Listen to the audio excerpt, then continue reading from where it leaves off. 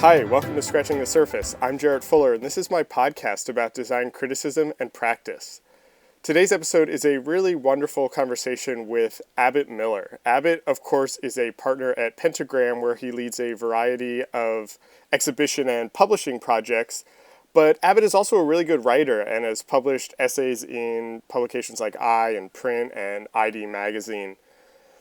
One of the reasons I was really interested in talking to Abbott is because, on a sort of surface level, it would seem like Abbott had left the writing side of his career, and we talk about this in our conversation. But what's interesting to me is that as a college student, Abbott and his now wife, Ellen Lupton, used writing and criticism and theory as a way to, as Abbott told me, quote, fight the banality of graphic design. And it's not that he's not interested in this now or that he's not writing now, but it's that he's found a way in his work at Pentagram to truly seamlessly connect these interests in design and research and writing and theory. And it all manifests itself in the actual design work that he does. And this is something that I obviously find really inspiring and interesting, and is really what this podcast is all about. And so we kind of pick that apart a little bit in what I think is a really interesting way. We also talk a lot about how he started writing in his early career, how exhibition design brings together all of his interests, and we talk about the writers and designers who have really meant the most to him and influenced how he thinks about all of this. I've gotten to know Abbott a bit over the last few years while I was studying here at MICA in Baltimore, and really enjoyed this conversation and learning more about his background and how he thinks about this relationship between design and writing. And I think it's something that you'll enjoy as much as I did. So here is my conversation with Abbott Miller.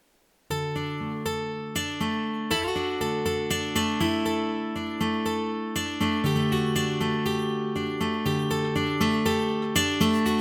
kind of wanted to start. I was thinking about the things that I wanted to talk to you about, and I was thinking about your career trajectory. Mm-hmm. And so I kind of wanted to start filling in some of the gaps in that I haven't been able to piece together. Sure. So I know that you went to Cooper Union and studied graphic design.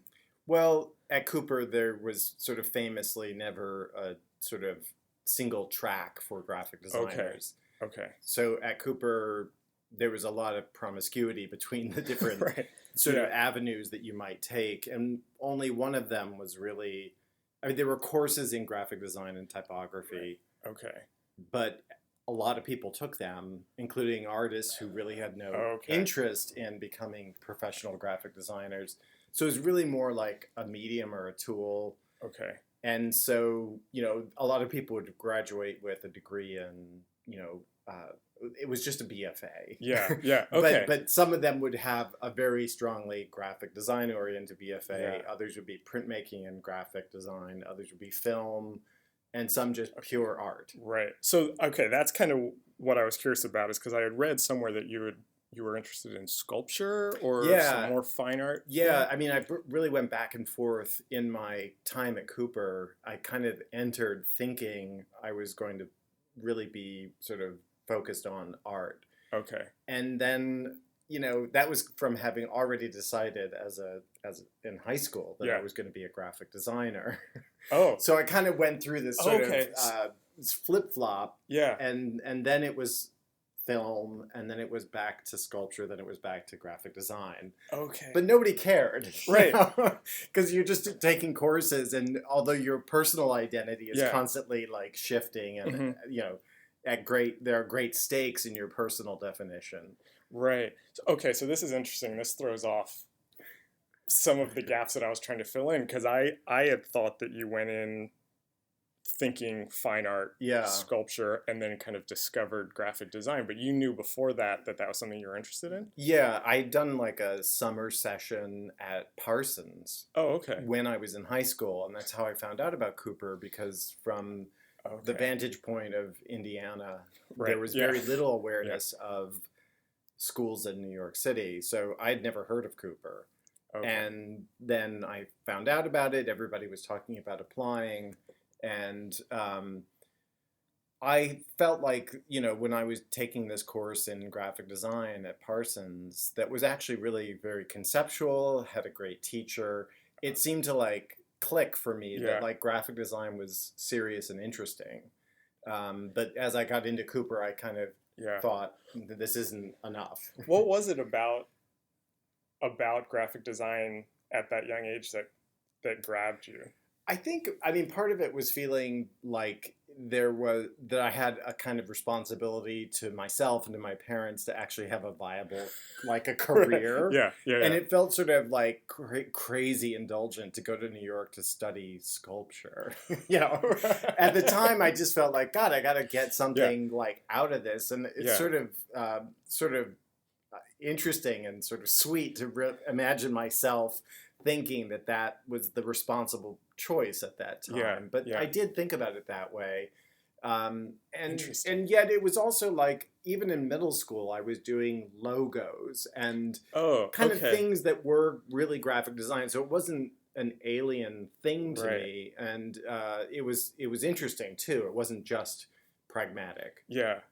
That's interesting. That's very similar to actually my own background. I, as a kid, would make logos and would go to like grocery stores. Mm-hmm. My mom would take me to grocery stores, and I would then come home and try to recreate all the signs that I saw there, and had no idea that was a thing until 15 years later or something. Like that. And I remember doing basically display lettering. It was like a big kind of preoccupation. Interesting. That lettering was as interesting to me to illustrate as drawing houses or anything. Right.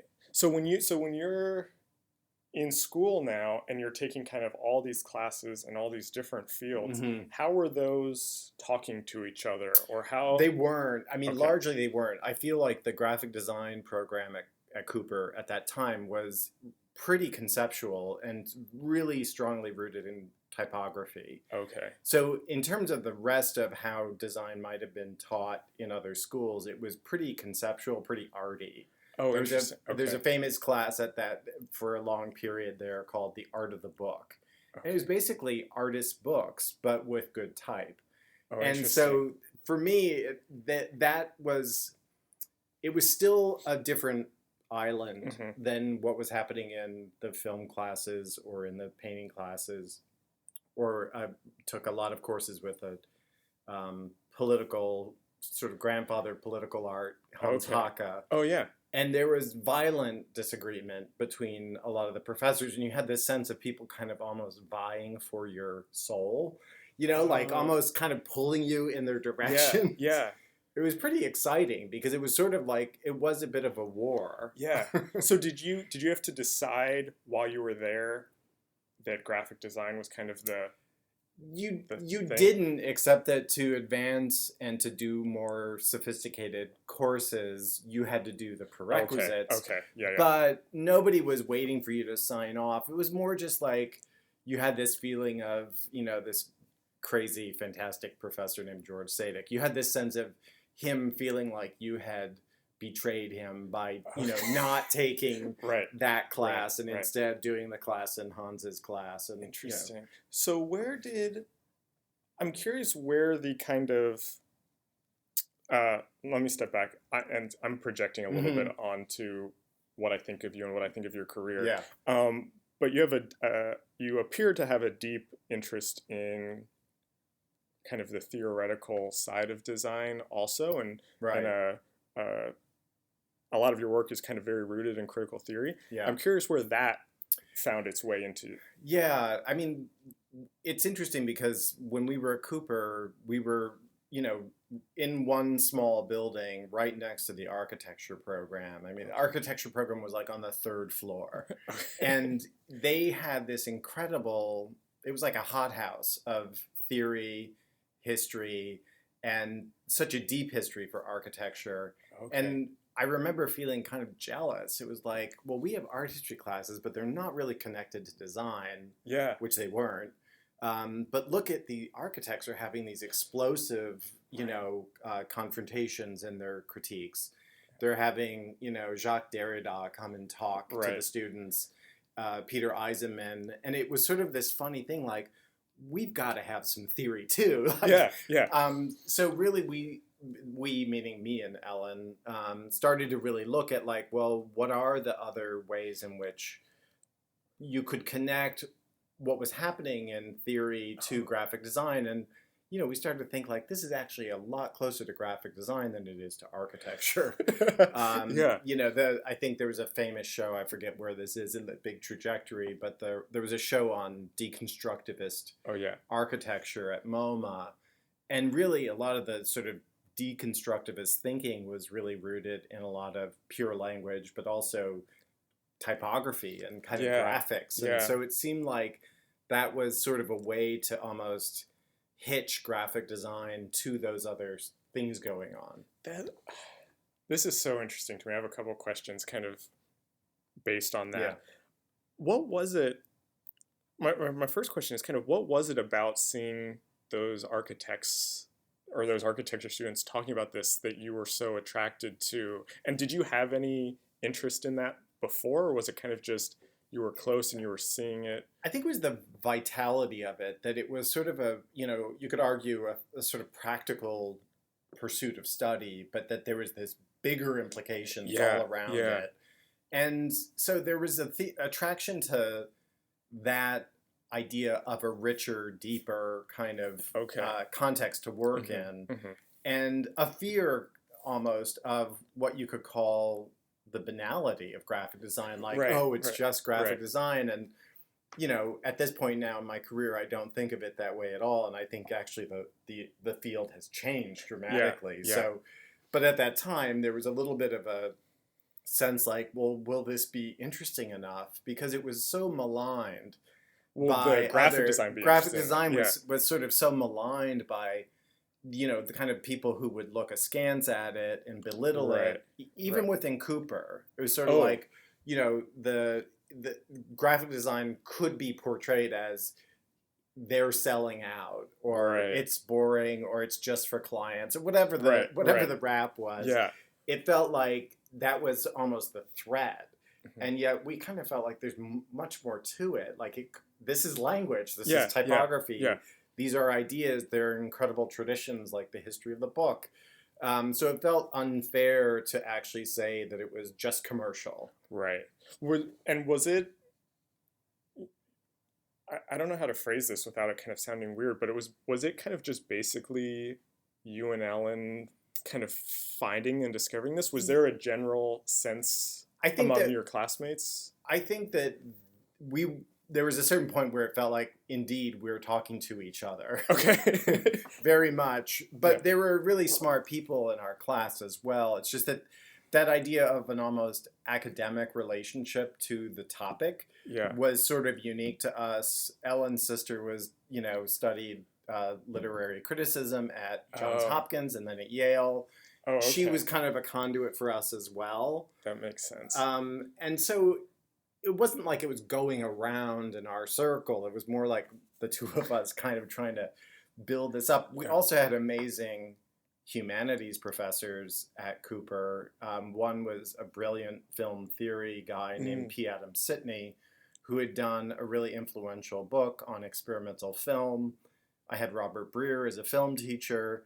And film theory was actually this whole other thing that was like completely related to graphic design and the idea of kind of film as a language.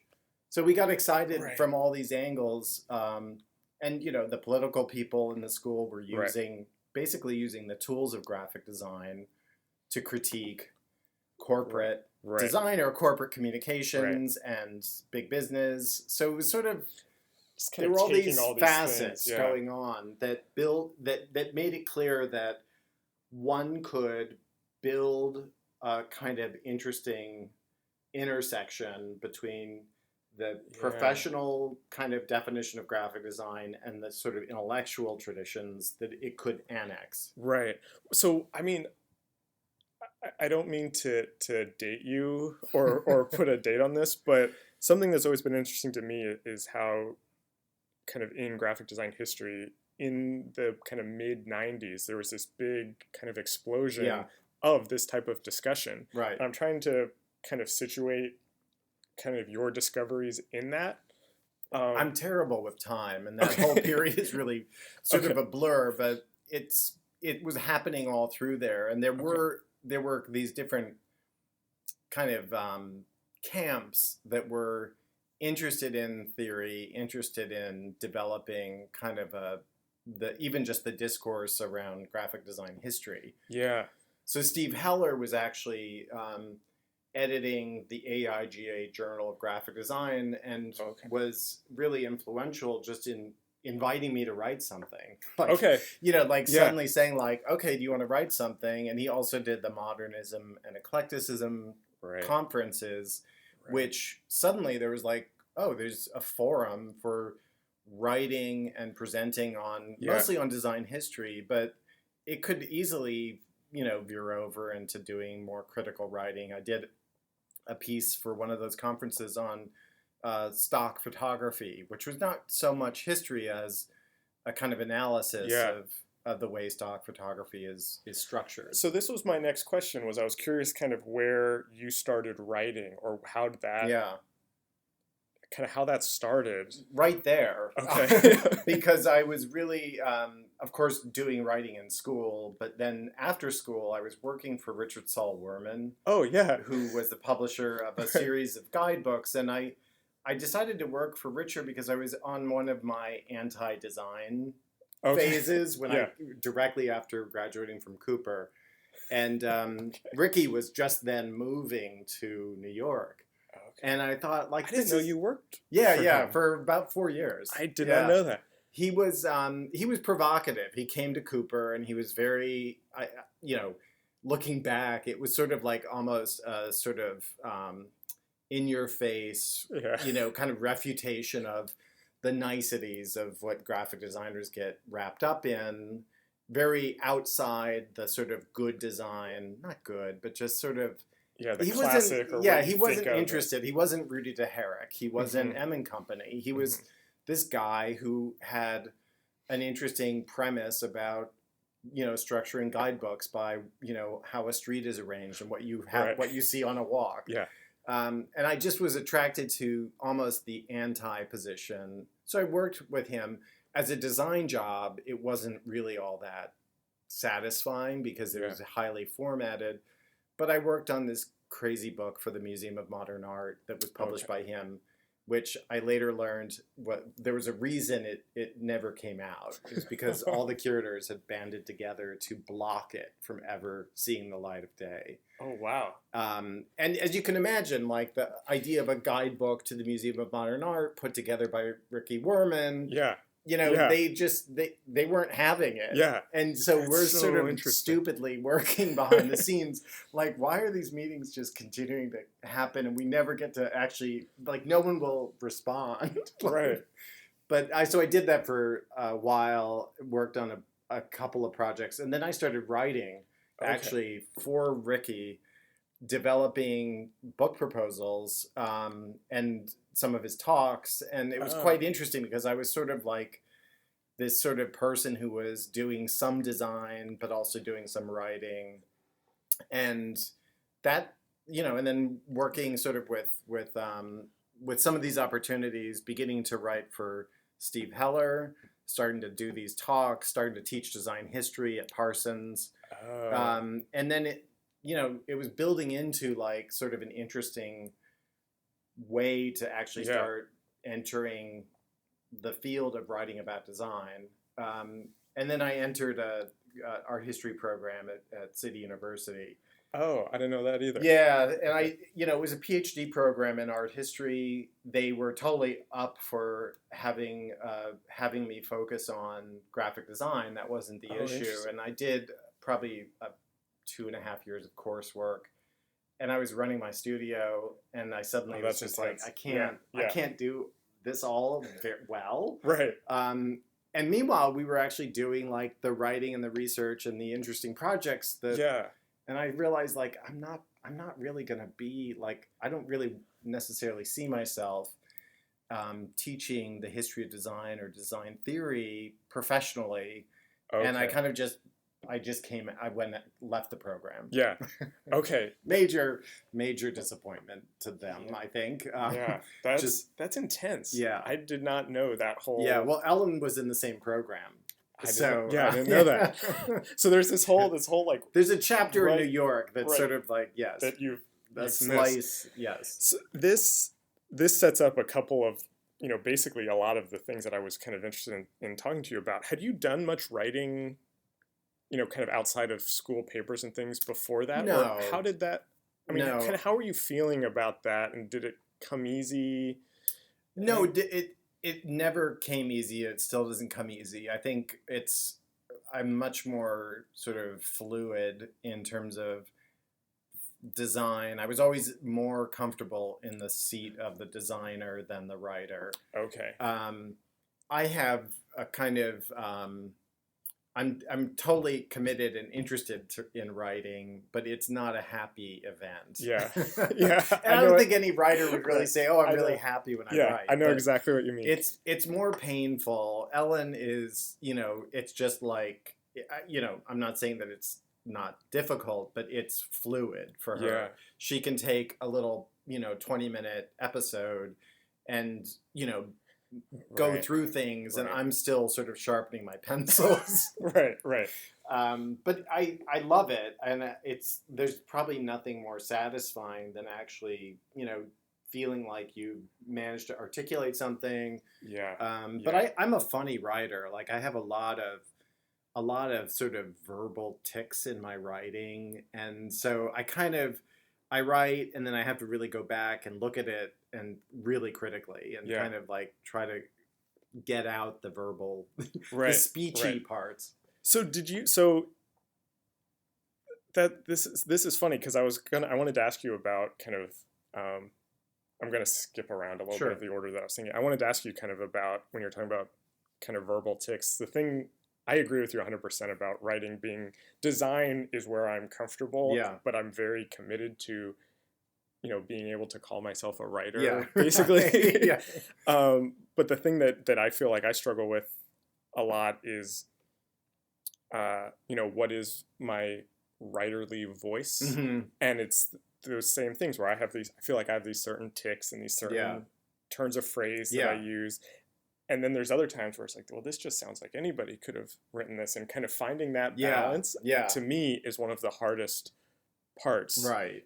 How did you kind of think about that when you were? I don't know if I've really. I don't feel like I write enough that I have to really be so conscious of what my voice as a writer is. Okay. I want to talk a little bit about design writing research in that period, because that's something that's very interesting to me, and I obviously know the book, right? But that also was a studio. Yeah. Which one of those came first? Well, the studio really. Well, it's hard to exactly say the studio came first, but Ellen was working at Cooper Union with this Lubalin study center, this archive. So her first job out of school was as a curator of a graphic design collection. At that time, no one really understood what being a curator was. It's sort of everybody curates now.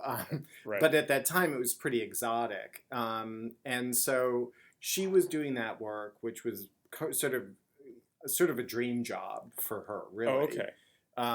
I was working with Ricky Werman. Okay. And I think her job seemed to be the more satisfying, exotic one. But we started kind of collaborating on external projects, basically freelance work, that would give us opportunities to do our interesting versions of what graphic design could be, which were often, very, very small, very esoteric, very kind of usually more academic. Yeah. We designed an issue of Visible Language, the journal, together. Yeah. We did posters for literary theory conferences at Yale. We worked for something up at Columbia. So they were these kind of, looking back on them, kind of very thoughtful and visually pretty dry, usually. Kind of like forging what we thought of as kind of an experimental approach to graphic design. Yeah. Very literary, very conceptual. And this was very conscious? Like, this is the type of practice you were setting out to do? Okay. Yeah, we really sought out those things. And they were the kinds of things that you wouldn't take to, a normal design studio. And they were, fairly marginal in terms of impact. But we started to develop these kinds of projects, and we decided to give that project a title. Like, it was a freestanding studio called Design Writing Research. We used it as a credit on several projects. And then... Oh, like Design Writing Research by... Well, it was like a name. It was like a band. Right. Design Writing Research was the band. We were the performers. I see. And that became, like, after working with Richard, I got a kind of retainer fee from the New Museum for a year. And once I got that, I'd been working doing small projects with art galleries. Once I got this retainer, which was like no money at all, but it was a promise of what I could live on. I thought, like, okay, I'm gonna really open my own studio now out of my apartment. And I did, and it was called Design Writing Research. As soon as I did that, like, the sort of like project materialized, and suddenly I hired someone. Then I got a space outside of my apartment. Then I had 3 or 4 people working with me, and it's kind of been that way ever since. Like, I have a pretty small team at Pentagram, and it really, in many ways, it's like there's a certain sort of number of people and projects that I feel comfortable with. And so it's really been kind of a funny trajectory of starting small and kind of staying small. I don't mean to be too reductive here, but I'm curious about that name, Design Writing Research, and the fact that you have those 3 words, and those were the name that was like that umbrella. Which to me says a certain importance to the writing and the research that oftentimes designers, just, that's a blanket statement, but maybe don't take as seriously. What was your kind of thinking about the writing and the research, and how is that playing into the work you were doing now as a studio with clients? Well, I think when we chose that sequence, it was sort of about putting design at the beginning, that design could actually drive writing and research, which was a little bit like of an inversion of the typical thought might be that somebody does some research, and then it turns into writing, and then it turns into design. And the design as kind of like a final frosting on the cake. We were sort of saying, well, what if you thought about design as actually driving those things? And it, whoever thought about it enough to appreciate it, that was the idea. Was also just that it was almost like a reductive process name for the studio. So I think that sort of, it summed up what we thought. It was trying to be a bit of a manifesto name. And it was dry and kind of geeky.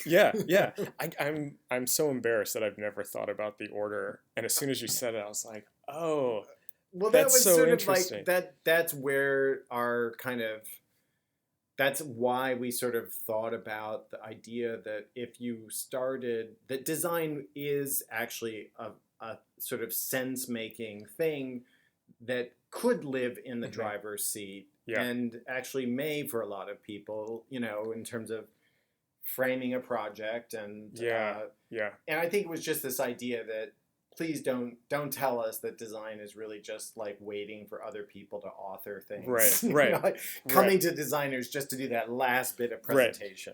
I mean, I actually had written down, I'm going to be that person that reads back something that you had written. I think this is in your design and content book, actually, but you say that design is not a passive presentation of already cooked and digested ideas, but a critical tool capable of creating its own insights. And I mean, those are your words, but I feel like that really is a framework for your entire career in a lot of ways, that kind of sentence. And I mean, I think a lot of the things that I was drawn to in early writing were examples of, other designers, other projects, other areas where you kind of had the sense that someone was starting from sort of design insights. Yeah. And, an example that just comes to mind is like, there's an incredible book by Irving Goffman on gender advertising. And it's basically a collage of basically contemporary media. I forget the year it was published, but it's a kind of catalog of poses. And this is an anthropologist who's sort of like looking at the visual production of American culture and finding within it this sort of inventory of poses. And to me, that was like a really interesting example of, he's looking at design as an artifact and then drawing conclusions from that research. Right. That's just I don't know why it came to mind, but that's really interesting, though. The idea that design is that, is capable of framing a project like that is really interesting to me. I'm curious how things like that and how kind of building a practice as a designer and someone who's writing, how those influenced each other. How did being a designer who was writing a text kind of change how you thought about writing a text, or then vice versa? Someone who could write an essay, was that changing how your design process or how it manifested itself? Yeah, I mean, I feel like a couple of contradictory things. Okay. One is that when I was actually truly doing the research and the research and writing on a lot of these projects, the appetite for like doing something really radical visually was sort of always a frustration. Actually, as a designer of my own content, I was not necessarily more adventurous. And actually, when I was in the role solely as a designer, I actually felt a lot freer formally. And a classic for me is when I was given a bunch of pictures to do a magazine about dance, I suddenly felt like, okay, like it was sort of thrilling not to be so kind of connected to the content, but actually to almost feel like I'm here to perform with images and text. And it was sort of an interesting realization that you have these attachments to what you've written or researched, and then you kind of I felt a little more passive when it came to actually presenting it, because I was like already had my fingerprints all over it. Yeah. But when I was actually less involved in the development of that content, and I realized that my client wanted me to kind of perform as a good designer, make it interesting visually, then it was sort of like, oh, this is great. So I actually felt liberated by a lot of the work I was doing with in dance and performance, because it wasn't my discourse, it wasn't my business, and I was coming to it in an almost purely formal way. Right. That perfectly leads in. I wanted to talk a little bit about kind of present day, and I didn't want to only talk about kind of the work that you had done 20 years ago. That's great to hear. But something that was interesting to me, and I have a couple kind of questions around this, but you're kind of, this is such a oversimplified statement, but your kind of public persona as a designer now, for lack of a better term, is you don't do much writing or speaking and that kind of discourse, and you're very much a designer. Right. And I'm curious, was that a conscious decision? Was it kind of just a natural evolution? I think that I have become so immersed in being a designer and have felt a little bit estranged from kind of the theory and writing aspect. I kind of want to get back to it. I'm teaching a class at Cooper in the fall, and I'm really curious to like re-enter that kind of framing a lot of ideas that are sort of I take for granted now. They're part of the way I think. Yeah. So I'm kind of looking forward to externalizing it with a new audience, new generation. And I do want to return to more writing, but it's not as though it's sort of like a totally conscious staying away from it, but I find that a lot of the issues, a lot of the concerns are just, I feel like really technology is really swept aside. A lot of what made that early work really vital, a lot of the discourse has just become really organized around technology, and it doesn't interest me much. Do the discourses from then, do they still still influence the work that you're doing today? Yeah, I think they do. I mean, I don't know if people see it within the work, but I feel like you would ask, like, how did being a designer and a writer and sometimes a researcher, how does that influence what I do? I feel like the work that I do, especially with curators on exhibitions, is very much informed by the role of having been a curator on many projects that I've done.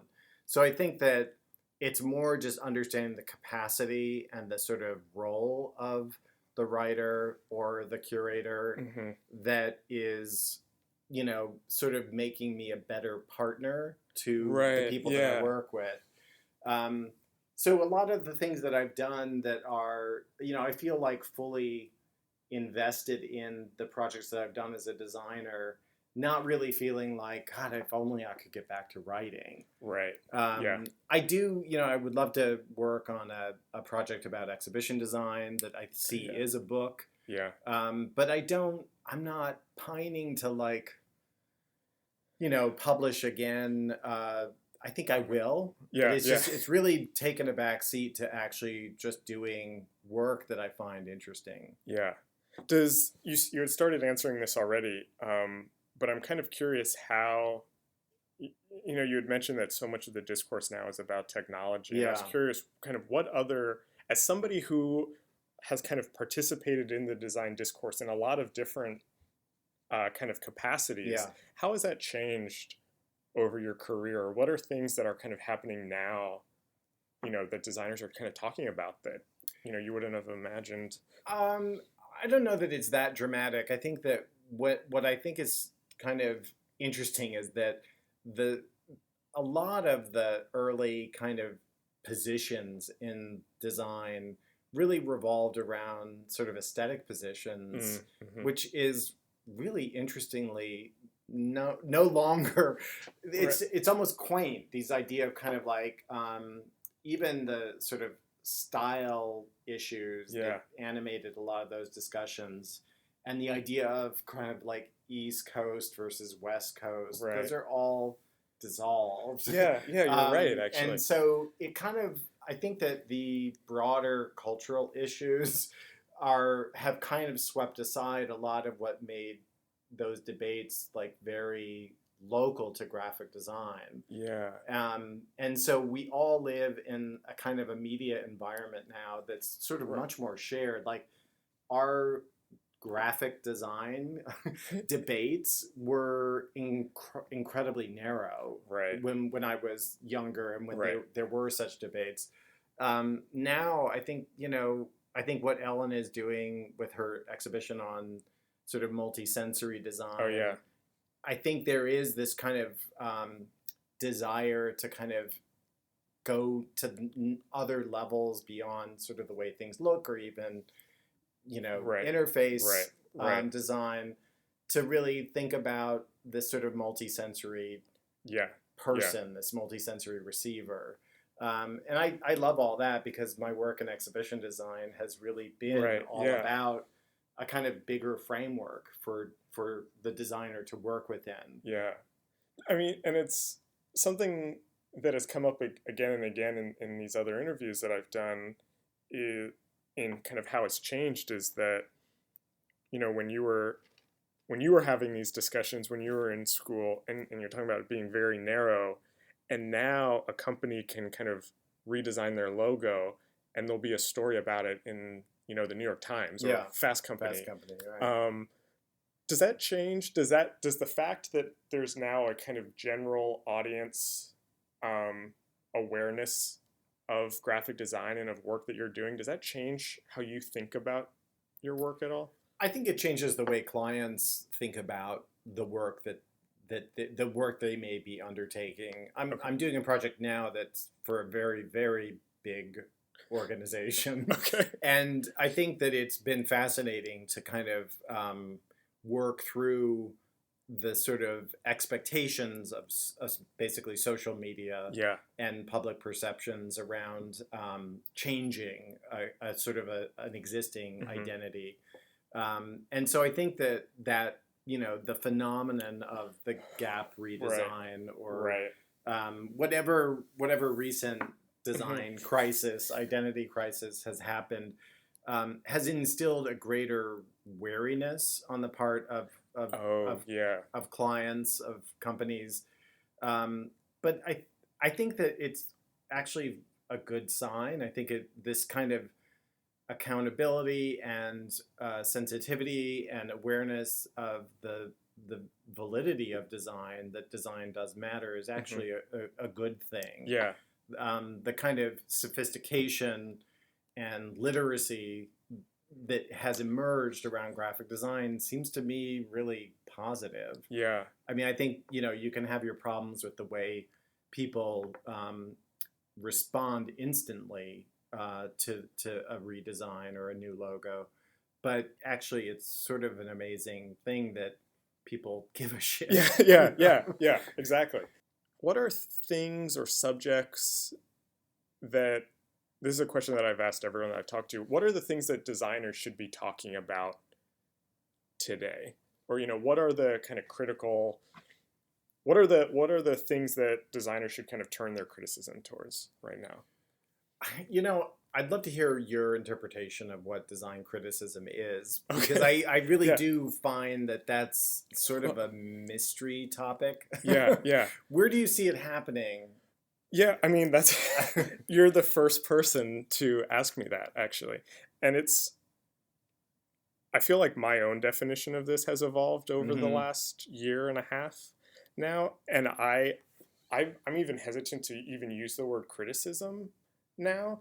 And the thing that I've kind of arrived at is, and this is why I asked you the question, because you started talking about it already, is that graphic design influences so much of the world, and that's kind of what design criticism should be talking about, and should be looking at not just the formal aspects of it, not just the you know, company X redesigned their logo, let's do a before and after and talk about, you know, the kerning and or the color choices, but kind of the whole system around which these things are created and how they're put into the world. And so it's, you know, why did the company redesign their logo? What does this mean? How is it being received? And that it's kind of for designers. You know, I think it's something for the profession to be kind of talking about and thinking about. In that we can't, I'm about to make a couple of very kind of broad statements that I don't know if I can fully defend, but that we kind of can't always be looking at design history to tell us how to do things today. And so as much as I love, you know, Paul Rand and all of his logos, we should be questioning, is that way of designing a logo still what makes a good logo today? And kind of constantly redefining our processes and the work that we do and how it's kind of functioning in this world. And so that discourse is kind of how I would, or the types of design criticism that I would like to see. And I mean, that sounds like something that you might, if it had a place, you might find it in at one end of the spectrum, and design issues at another end of the spectrum, or Harvard Business Review, you know, in another. So I think that the what I think would be interesting is if design criticism actually made it a little more into a mainstream territory. And I think it happens sometimes with fashion and architecture. And I think that's super exciting to me when people are talking about design in these forums. I think what you're describing is a little more inside baseball, but I think it's possible. Yeah. Just as you can read an incredible architectural review, you can imagine that people can handle it. They can actually go through the launch of a new brand and talk about it in a way that was actually journalistic and kind of insightful and all of those things that you expect of awesome journalism about architecture. So I think that a magazine that I'm obsessed with is Architectural Review in London. And that's like what I want from out of my dream for a kind of good discourse in graphic design would be Architectural Review for graphic design. Because it just pumps out amazing stuff that is both reviews of current practice and architectural theory, urbanism. It's amazing. And it's like, I don't know if it's monthly or every other month, but I'm always astonished by how good it is. Issue after issue. I feel like architecture has definitely mastered is a strong word, but definitely have figured out the discourse around what they do, both for the profession, but then also for a general audience. I think that's a great example. And that's why I thought it was so interesting that architecture back when you were in school is kind of what attracted you. I always think of Herbert Muchamp writing in the New York Times about architecture for a general audience, very specifically, very literary, funny, very accessible, but also was really dealing with a lot of I think that's sort of what is the exciting part, is that people don't realize that they're actually kind of engaged with design criticism because they're actually just fascinated to be reading this guy's text about a giant building that just went up. And I mean, a lot of that interplay of being able to kind of tuck these critical insights into the review, someone wants to know about this building. Along the way, they're getting a really rich kind of channel of information that's about sort of the ideas behind it. And I feel like we don't often get that level of analysis about artifacts of graphic design or even exhibition design. I've been doing exhibition design for almost my whole career, and rarely is the design of an exhibition even commented on. And it's sort of frustrating to me because it's one of the ways that both institutions and curators voice their perspective on the material. And yet it goes, apart from a little like lovely design or something, there's very little that looks at the way the work is presented as part of the sort of editorial or curatorial perspective. That was, I mean, I have two more questions, but that was something that I was interested in talking to you about, just kind of briefly about your work itself being a type of critical activity, or your work itself being a type of authorship, and that you don't need to kind of take your design theories and put those into a text, but you can actually manifest themselves in your work. Is that something that you are kind of thinking about? And when you are designing an exhibition, how much of your kind of view on the things that are being shown do you think are coming up in your design work? I think the curators that I've worked with are very interested in what I bring to a project, and just as I'm interested in what they're working on. And I think that idea of the kind of reciprocity is really key. And I'm talking about a curator named Donald Albrecht, a curator named Eileen Gallagher, curator named Maurice Berger. These are all people that I've worked with, and it's sort of this incredible dialogue that you develop and a kind of a shorthand. And these are people who actually anticipate that design can actually help make the argument, make sense of the materials, even when they're articulated well, the idea that the hierarchy that exhibition design brings to content is really amazing. That it's a kind of it's another way of writing, and I think that that's what's been common to my experiences, both for myself in designing exhibitions that I've curated, but also kind of being in the designer's seat, working with someone who's already developed ideas.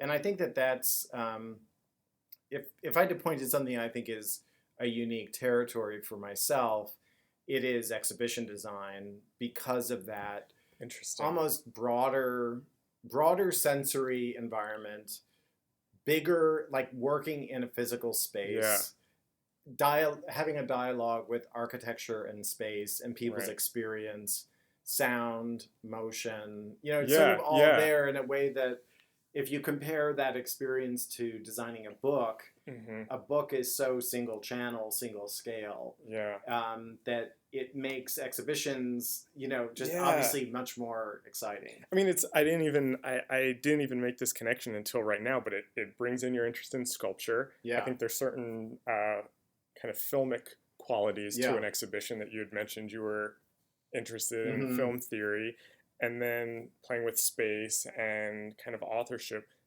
It all is in exhibition design, actually. Yeah, and it's really an interesting medium to me because of that. And I also, have such a love of architecture that it's almost the graphic designer's version is exhibition design. And, I also love that it's temporary, and I mean, I love the fact that the books that we design are still around, but there's something intriguing about the ephemeral nature of exhibition design. And, if you go back to the avant-gardes, I think some of the most exciting work that was done was about exhibitions. And, they're tropes that we still work with and use. And really, Herbert Bayer really thought of exhibition design as sort of the cousin to advertising because it was persuasive.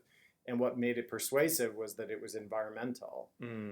So this idea of kind of the sort of immersive spaces that exhort people, it's very weirdly connected to kind of propaganda because of that same modernist history.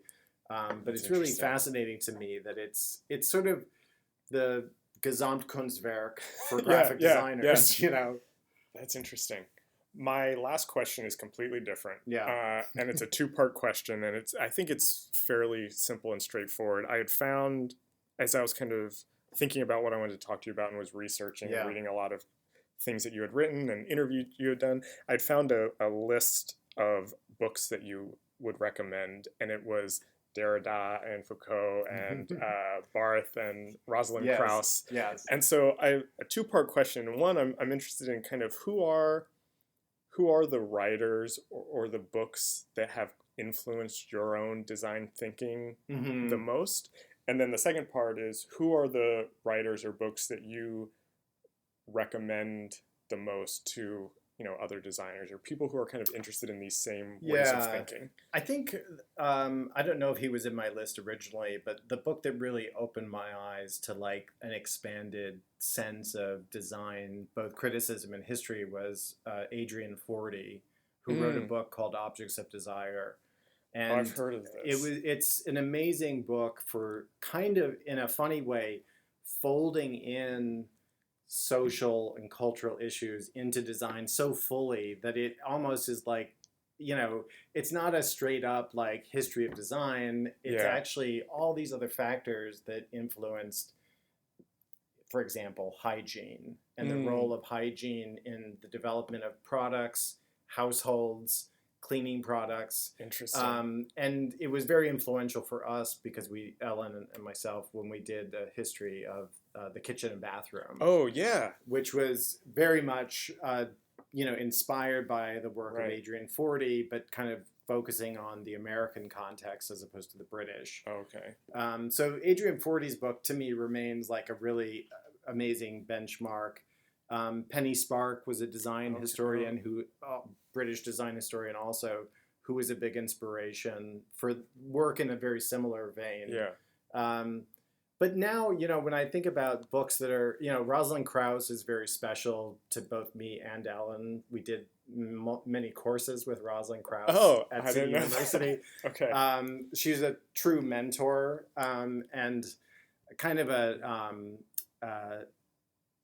interesting to us both for the work that she had done on surrealism and photography, but also incredible. Her book, The Optical Unconscious, is brilliant.